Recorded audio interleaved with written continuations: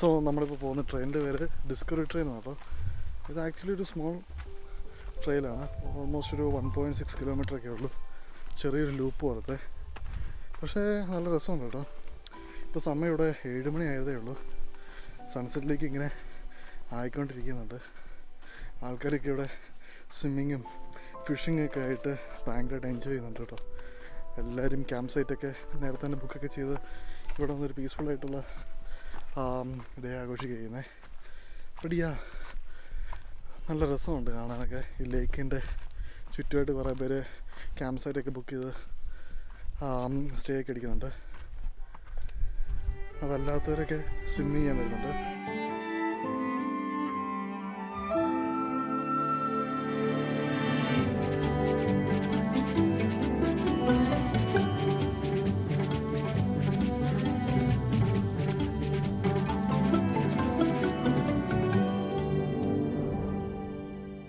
നമ്മളിപ്പോൾ ഇന്ന് നിൽക്കുന്നത് ഒരു ക്യാമ്പ് ഗ്രൗണ്ടിലാണ്. ആക്ച്വലി ഇത് ഒണ്ടാരിയോയിൽ തന്നെ ഒരു ക്യാമ്പ് ഗ്രൗണ്ടാണ്. ഷാർബട്ട് ലേക്ക് ക്യാമ്പ് ഗ്രൗണ്ട് എന്നാണ് ഇതിൻ്റെ പേര് പറയുന്നത്.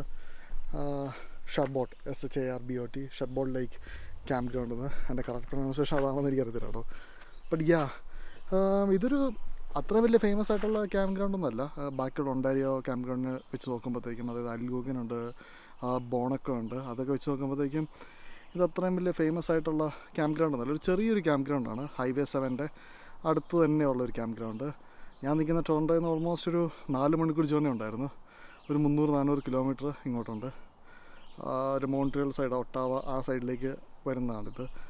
പക്ഷേ ഈ സീസണിൽ ഇപ്പോൾ നമ്മൾ നോക്കിയപ്പോഴത്തേക്കും കിട്ടിയ ഒരു ക്യാമ്പ് സൈറ്റായിരുന്നു ഇത്.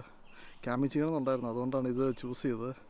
പക്ഷേ കൊള്ളാം. ഇവിടെ വന്നപ്പോഴത്തേക്കും അടിപൊളിയാണ്. ഭയങ്കര പച്ചപ്പൊക്കെ ആയിട്ട് മരങ്ങളൊക്കെ കൊണ്ട് മൂടിയിട്ട് ഒരു നല്ലൊരു ഏരിയ. എൻ്റെ ക്യാമ്പ് ഗ്രൗണ്ടും ഒക്കെ സെറ്റാക്കി വെച്ചിട്ടുണ്ട്. ഇതാണ് നമുക്ക് ഡൈനിങ് ടേബിളും അതിനകത്തെല്ലാം സാധനങ്ങളൊക്കെ ഉണ്ട്. കൂളറുണ്ട്, പിന്നെ എൻ്റെ സ്റ്റൗവ്, ബാക്കിയുള്ള സാധനങ്ങൾ എല്ലാം കൊണ്ട് വെച്ചിട്ടുണ്ട്. ഇവിടെ ഒരു ചെറിയ ഫയർ പിറ്റുണ്ട് എനിക്ക് വേണ്ടി ചെയ്യാൻ വേണ്ടി. നമുക്ക് വുഡ് ഇവിടുന്ന് മേടിക്കാൻ പറ്റും. പിന്നെ ഉള്ളത് ടെൻറ്റുണ്ട്, പിന്നെ എൻ്റെ ഹമോക്ക്, പിന്നെ ബാക്കിൽ ഞാൻ നൈസായിട്ട് ലൈറ്റൊക്കെ ഇട്ട് അടിപൊളിയാക്കി വെച്ചിട്ടുണ്ട്. ശരിക്കും പറഞ്ഞിട്ടുണ്ടെങ്കിൽ ഇവിടുത്തെ ആൾക്കാർ ഈ ക്യാമ്പ് ഗ്രൗണ്ടിൽ ട്രീറ്റ് ചെയ്യുന്ന അവരുടെ സ്വന്തം വീട് പോലെ കേട്ടോ. ഇവർ മാക്സിമം ഇതിനെ അടിപൊളിയാക്കാൻ നോക്കും. ആൾക്കാരൊക്കെ ആണെങ്കിൽ ഒരു കിച്ചൺ സെറ്റോടു കൂടിയാണ് വരുന്നത്. എന്നിട്ട് ഇവിടെ എല്ലാം സെറ്റപ്പ് ആക്കിയിട്ട് ഇവിടെ ഇരുന്ന് സംസാരിക്കുകയും ബിയറൊക്കെ അടിച്ച് എൻജോയ് ചെയ്യുകയും നേച്ചുറലായിട്ടങ്ങ് ഇവർ അടിപൊളിയായിട്ട് മാറുകയാണ് ചെയ്യുന്നത്. എനിക്ക് പലപ്പോഴും തോന്നിയിട്ടുണ്ട് നമ്മുടെ നാട്ടിൽ, കേരളത്തിലൊക്കെ ഇങ്ങനത്തെ ഒരു സംഭവം ഉണ്ടായിരുന്നെങ്കിൽ ആൾക്കാർ കുറച്ചും കൂടെ അടിപൊളിയാകാൻ. ഇവർക്ക് വീക്കെൻഡൊക്കെ ആകുമ്പോഴത്തേക്കും വന്ന് ടെൻ്റൊക്കെ അടിച്ച് അടിപൊളിയാക്കാൻ അങ്ങനെ ഒരു ഓപ്ഷൻ ഉണ്ടായിരുന്നെങ്കിൽ കുറച്ചും കൂടെ അടിപൊളിയാകാൻ. ഇനി ഫ്യൂച്ചറിൽ വരുമായിരിക്കും. നമ്മൾ RV ഒക്കെ വന്ന പോലെ ക്യാമ്പ് സൈറ്റുകൾ ഉണ്ടാക്കി ഇതും വരുമായിരിക്കും. നമ്മുടെ ഗവൺമെൻറ്റിൽ കൂടെ നമ്മൾ ഈ ക്യാമ്പ് സൈറ്റ് ബുക്ക് ചെയ്യുമ്പോഴത്തേക്കും നമുക്ക് 2 ഓപ്ഷനുള്ളത്. ഒന്നാമത്തെ വെച്ചിട്ടുണ്ടെങ്കിൽ നമുക്ക് ഇലക്ട്രിക് ക്യാമ്പ് സൈറ്റ് ബുക്ക് ചെയ്യാം. ഇലക്ട്രിക് ക്യാമ്പ് സൈറ്റ് നമ്മൾ ചൂസ് ചെയ്യുന്ന ഈ RV ഉള്ളവരൊക്കെയാണ്. അപ്പോൾ അവർക്ക് ഡയറക്റ്റായിട്ട് അവരുടെ ട്രെയിലറൊക്കെ വന്ന് പ്ലഗ് ചെയ്തിടുകയും പിന്നെ CU സിസ്റ്റമൊക്കെ ഉണ്ട്. സോ ഡയറക്റ്റായിട്ട് അവരുടെ വണ്ടിയിൽ തന്നെ ഇരുന്ന് അവർ എൻജോയ് ചെയ്യാം. വണ്ടിയിൽ തന്നെയാണല്ലോ കിടപ്പും ഇതൊക്കെ വരുന്നത്. അല്ലാത്ത അൺസർവീസ്ഡ് ആയിട്ടുള്ള ക്യാമ്പ് സൈറ്റുകളുണ്ട്. അതൊക്കെയാണ് ഇങ്ങനത്തെ സ്ഥലങ്ങൾ വരുന്നത്. നമുക്കിവിടെ ആപ്പടെ കിട്ടുന്ന ഈ ഒരു ഏരിയ കിട്ടും, പിന്നെ ഈ ബെഞ്ച് കിട്ടും, ഈ ഡെസ്കും ബെഞ്ചും, പിന്നെ നമുക്ക് ഈ ഫയർ പിറ്റും കിട്ടും.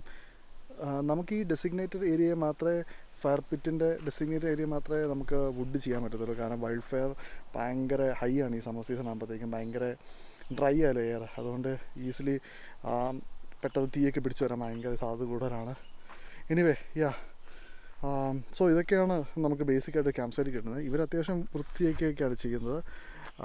ലീവ് നോ ട്രേഡ്സ് എന്നാണ് നമ്മുടെ ഒരു നമ്മൾ പാലിക്കുന്നൊരു ക്യാമ്പർ അല്ലെങ്കിൽ ക്യാമ്പ് ചെയ്യുന്ന ആളെന്ന രീതിയിൽ നമ്മൾ ചെയ്യേണ്ട ഒരു കർത്തവ്യം. അതായത് നമ്മൾ വരുന്നതിന് മുമ്പ് ഇതെങ്ങനെയാണ് വരുന്നത് അതുപോലെ തന്നെ നമ്മളിത് വെച്ചിട്ട് പോകണം. വേസ്റ്റൊന്നും അങ്ങോട്ടും ഇങ്ങോട്ടും ചെയ്യാൻ പാടില്ല. ഈവൻ നമുക്ക് നമ്മുടെ പാത്രങ്ങൾ കഴുകിയ വെള്ളം പോലും ഈ ക്യാമ്പ് സൈറ്റിൻ്റെ ഏരിയാസിലൊന്നും നമുക്ക് ഇടാൻ പറ്റത്തില്ല. കാരണം വൈൽഡ് ആനിമൽസ് ഒക്കെ വന്ന് കഴിച്ച് അതിന് ഭയങ്കര ഹാംഫുള്ളായിട്ടുള്ള കാര്യങ്ങളാണ്. സോ നമുക്കതിന് ഡെസിഗ്നേറ്റഡ് കുറേ ഏരിയാസൊക്കെ ഉണ്ട്. ഇപ്പം നമ്മൾ ടോയ്ലറ്റ് എന്നൊക്കെ ഉണ്ട്. അപ്പോൾ അവിടെയൊക്കെ കൊണ്ട് ഡിസ്പോസ് ചെയ്യുന്നത് ആക്ച്വലി ചെറിയൊരു പിറ്റാണ്. അതിനകത്ത് കൊണ്ട് നമ്മൾ ഡിസ്പോസ് ചെയ്യുന്നത് നമ്മുടെ ഫുഡ് വേസ്റ്റുകളും അതിടാൻ പ്രത്യേക സ്ഥലങ്ങളുണ്ട്. അങ്ങനെയാണ് എല്ലാവരും ഇവിടെ അത്ര അടിപൊളിയൊക്കെയാണ് ഇവിടെ വരുന്ന ആൾക്കാർ അങ്ങനെയാണ് ചെയ്യുന്നത്. അവരതല്ലാണ്ട് റൂൾസൊന്നും ബ്രേക്ക് ചെയ്യുകയോ അങ്ങനെയൊന്നും ചെയ്യത്തില്ല.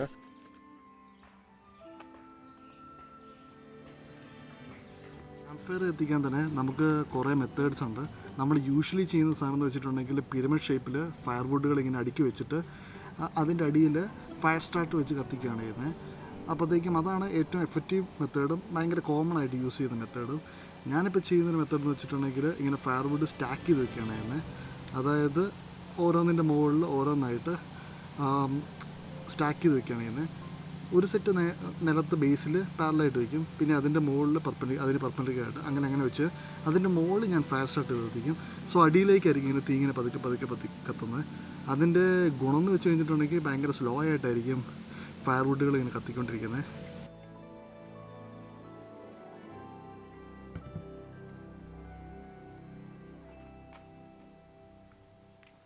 പാലിക്കേണ്ട കുറേ റൂൾസും റെഗുലേഷൻസൊക്കെ ഇവിടെ ഉണ്ട്. അത് ഞാനിങ്ങനെ പഠിച്ചു വരുന്നുള്ളൂ. ഇതെൻ്റെ actually 3rd or 4th camping experience ആണ് ഇവിടുത്തെ. ഓരോ കാര്യങ്ങളും ഇങ്ങനെ നമ്മൾ റിസർച്ച് നടത്തിയും പഠിച്ചൊക്കെയാണ് വരുന്നത്. എനിക്ക് ആക്ച്വലി ഫസ്റ്റ് ടൈം ക്യാമ്പിംഗ് ചെയ്തപ്പോഴത്തേക്കും ഗ്രേ വാട്ടറൊക്കെ എന്തോ ചെയ്യേണ്ടതെന്ന് അറിയത്തില്ലായിരുന്നു. പിന്നെ നമ്മൾ ആർട്ടിക്കിൾസൊക്കെ വായിച്ചിട്ടാണ് മനസ്സിലായത്, ഓക്കെ ഗ്രേ വാട്ടർ നമ്മൾ പ്രോപ്പറായിട്ടുള്ള സ്ഥലങ്ങളിൽ ഡിസ്പോസ് ചെയ്യണം, പിന്നെ ഫുഡ് വേസ്റ്റുകളൊക്കെ സെപ്പറേറ്റ് ആയിട്ട് ഗാർബേജ് മാറ്റി വെക്കണം, പിന്നെ ഫയർവുഡിൻ്റെ ഈവൻ ബാഗ് വരെ നമുക്ക് പ്രോപ്പറായിട്ടുള്ള വെക്കാൻ ഡെസിഗ്നേറ്റഡ് പ്ലേസുകളൊക്കെ ഉണ്ട്. അങ്ങനെ പല കാര്യങ്ങൾ. ഫയർവുഡ്സ് പുറത്തുനിന്ന് എടുക്കാൻ പറ്റത്തില്ല.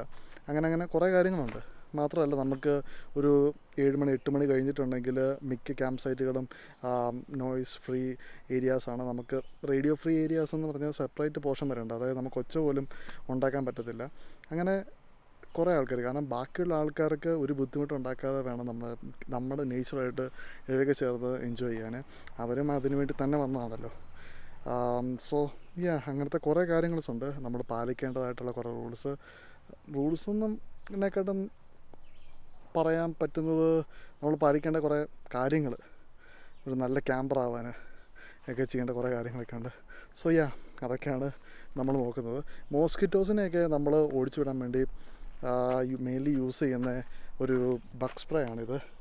ഇത് ടിക്സിനെയും ഡിയർ ഫ്ലൈസിനെയും ബ്ലാക്ക് ഫ്ലൈസിനെയൊക്കെ റിപ്പൽ ചെയ്യാൻ യൂസ് ചെയ്യുന്ന ഒരു സാധനമാണ്. പിന്നെ വേറെ ചെയ്യുന്നത് നമ്മുടെ പഴയ കൊതുകുതിരിയാണ്. കാണിച്ചു തരാം. ആക്ച്വലി ഒരു കൊതുകുതിരി ഇവിടെ ഇങ്ങനെ കത്തിച്ച് വെച്ചിട്ടുണ്ട്. സോ ഇതും നമ്മൾ യൂസ് ചെയ്യുന്നതാണ് കൊതുകിനെയൊക്കെ ഓടിച്ചു വിടാൻ. അല്ലെങ്കിൽ ഭയങ്കര കൊതുകാണ്, പ്രത്യേകിച്ച് ഒരു ഈവനിങ് ടൈമൊക്കെ ആകുമ്പോഴത്തേക്കും ഭയങ്കരമായിട്ട് ഇവിടെ വരുന്ന സാധനമാണ്. പിന്നെ ഞാനൊരു സാധനം മേടിച്ചിട്ടുണ്ടായിരുന്നു. ആക്ച്വലി ഇത് ഇതിനകത്ത് നമ്മുടെ ഗുഡ് നൈറ്റ് പോലത്തെ ഒരു സാധനം ഇടുകയാണ് ചെയ്യുന്നത്. അത് ഇട്ട് കഴിഞ്ഞിട്ട് കത്തിക്കുമ്പോൾ ഹീറ്റ് ആക്കുമ്പോഴത്തേക്കും കുറച്ച് ഏരിയയിലേക്ക് കൊതുക് വരത്തില്ലെന്നാണ് പറയുന്നത്. ഇത് എത്രമാത്രം എഫക്റ്റീവാണെന്ന് ഞാനിങ്ങനെ ടെസ്റ്റ് ചെയ്തുകൊണ്ടിരിക്കുകയാണ്. അറിയത്തില്ല, ബട്ട് ഇപ്പം എനിക്കൊന്ന് വർക്ക് ചെയ്യുന്നുണ്ടെന്നാണ്. നമുക്ക് ഇപ്പോൾ ഹൈക്കിങ്ങിനൊക്കെ പോകുമ്പോഴത്തേക്കും ഈ സാധനം നമ്മുടെ ബാഗിൽ കൂടെ കൊണ്ടു നടക്കാൻ പറ്റുന്നതാണ്. കൈ പിടിച്ചുകൊണ്ട് പോയി കഴിഞ്ഞിട്ടുണ്ടെങ്കിൽ നമ്മുടെ ആ കുറച്ച് ഏരിയയിലേക്ക് കൊതുക് വരത്തില്ല. ബട്ട് ടെസ്റ്റ് ചെയ്യാണ് ഇത് വർക്കാവോ ഇല്ലയോ എന്ന്. സാധ്യതയുണ്ട്.